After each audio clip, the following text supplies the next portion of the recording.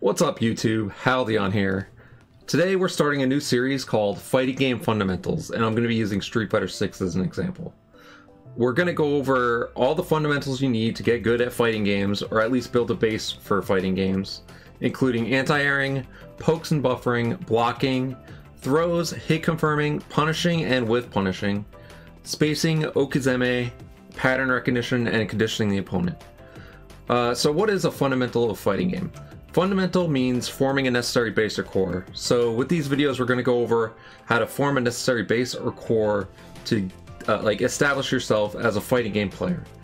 Fundamentals can carry you super far in fighting games, and I guarantee with just strong fundamentals, you could reach at least master rank in Street Fighter 6. So let's get into it. So one thing you want to keep in mind pretty much at all times during the match when you're going for anti-airing a jumping opponent is what spacing you are from the opponent. So the distance between you and the opponent. Jump arcs are another thing to keep in mind. Some people have more floaty jumps like Chun-Li. Jamie has a more direct jump. So these things, depending on the spacing between your opponent, the jump arc, you have to do different anti-airs. So when you're playing the game, you constantly want to see what spacing you're at, and always just keep in the back of your head what anti-air you're going to do at what spacing. Now, why is anti-airing important? I'll give you guys a second to answer that. Okay, the answer is anti-airing is important because the opponent can't block when they're in the air, right? So if they're in the air and you do an attack that works as an anti-air, you're going to get free damage and maybe a setup, an air reset, something like that. If you consistently anti-air your opponents, you could train your opponent to stay on the ground or discourage them from jumping. And that opens you up to play a more footsie style game. You can throw more fireballs, you can throw out more pokes, because you're not afraid of them jumping over and punishing you with like a super damaging combo. Which anti-airs you're going to use depends on not only which character you're playing, but what spacing you're at. So in the following examples, I'm going to go over what Chun-Li's anti-airs are, and what ranges you should use them at, and in what situations you should use them at. So you should try to find these answers at the different spacings for your character, whatever character you play. And also I could probably help you out with that in the comments down below. The first one we're going to go over is standing medium kick. So standing medium kick is a super fast anti-air, really quick startup. This is really great for beginners, and it works at about medium range to the opponent. So here, an example here, if I have Jamie jump in and do his heavy punch, we can hit standing medium kick and stop him from getting that heavy punch jump in. You can do it really late because it starts super fast too. So just like that. One button, really simple anti-air, really good for beginners. So another great anti-air for Chun-Li is going to be her Tensho kicks. You can use either heavy or medium Tensho kicks, and I'll show you the difference between those. So this anti-air works at about medium range as well, just like standing medium kick, and it's what we call a DP, or dragon punch. Those are the uppercuts that characters like Ken and Ryu have. Ken, Ryu, Sagat, there's a bunch of characters that have them. The input for this is down, down, so it's a little bit different. It's not a Shoryuken motion, but as you can see here, it works at medium range if Jamie is jumping in with a heavy punch. I just deleted. Oops. So we just anti-air him with the Tensho kicks.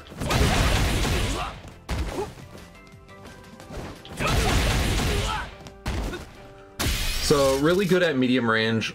One reason you would want to use medium kick Tensho kicks instead of heavy kick Tensho kicks is because if the opponent does an empty jump and just blocks, the medium kick Tensho kick starts up way faster, so you can catch empty jumps as well.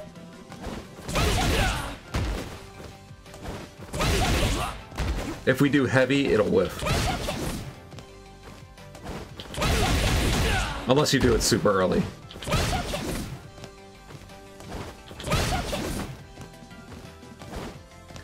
So that's the difference between heavy Tensho kicks and medium Tensho kicks.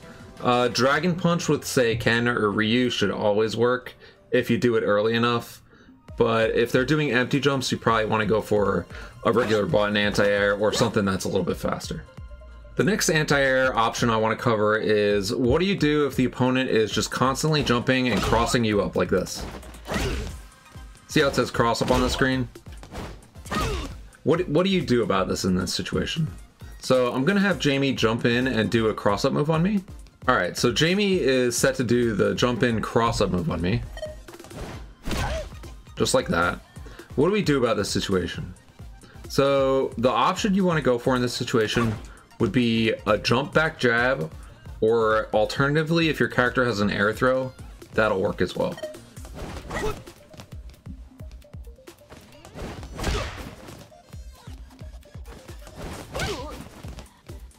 Jump back jab is like a universal answer to this. You kind of got to be ready for the cross up move. But this works really well. And Chun-Li is one of the characters that has an air throw, so air throw would also work in this situation. Oops.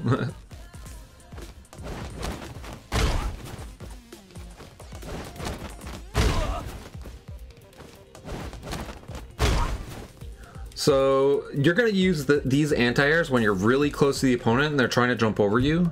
One instance really in particular where this comes in super handy is when you have the opponent cornered and you know the opponent wants to get out of the corner, so they're going to try to jump out with a cross-up move or something.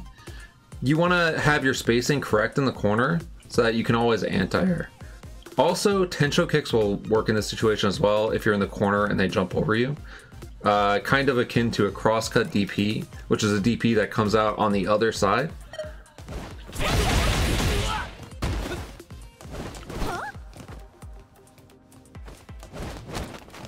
So we just want to keep all these options in mind when the opponent's crossing us up.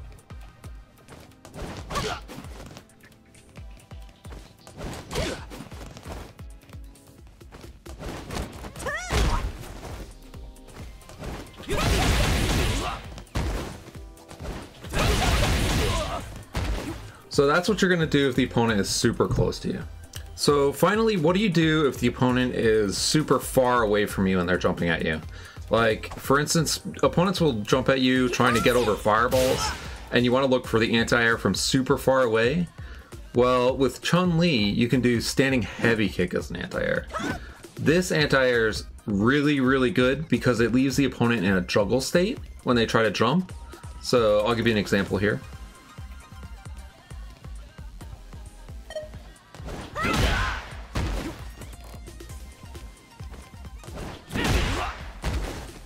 And we can combo off of this. So if you're super ready with Chun-Li, the opponent jumps over a fireball from really far away, and you get a standing heavy kick, you can do a full combo off of it.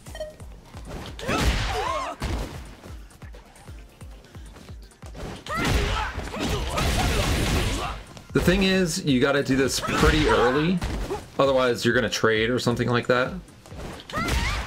Or you're just gonna get hit with the jump-in attack. But if you're ready and you do it early enough, you get a full combo off of it. Which I apparently can do right now. You gotta do it really early. You gotta hit the button really early. So this is a little bit more of a risky option. But it's also really, really good.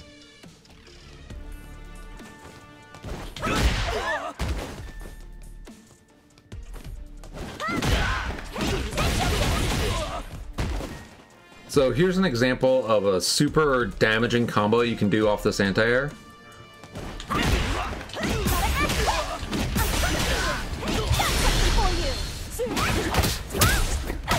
And the reward for anti-airing in this situation is over 50% of the opponent's life. So just to go over everything one more time, anti-airing is super important because when the opponent is in the air, they can't block, and you want to discourage them from jumping anyway so you can play a more footsies based game.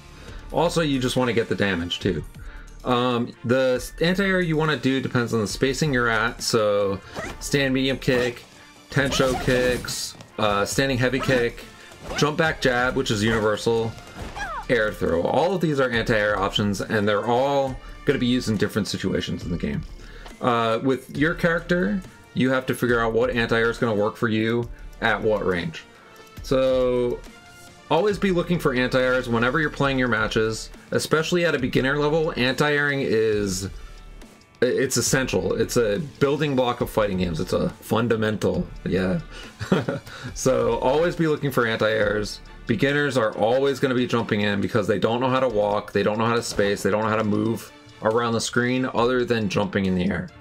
So to end out this video, I just want to show you guys an example from an actual game that I played of why anti-airs are super important and can just win you the game flat out. So here you go. Round 2. Fight!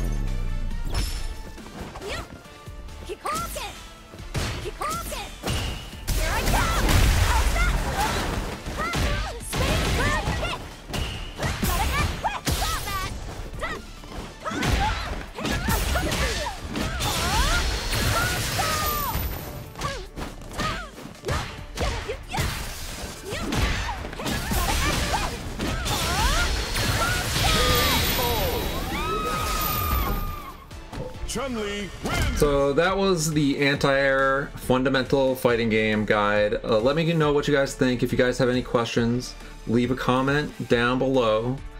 Please like, follow, and subscribe. Please subscribe. Thank you. If you guys want more guides like this, more fighting game fundamental stuff, especially featuring Chun-Li, just let me know and I'll make more videos. And once again, thank you so much for watching. I appreciate it.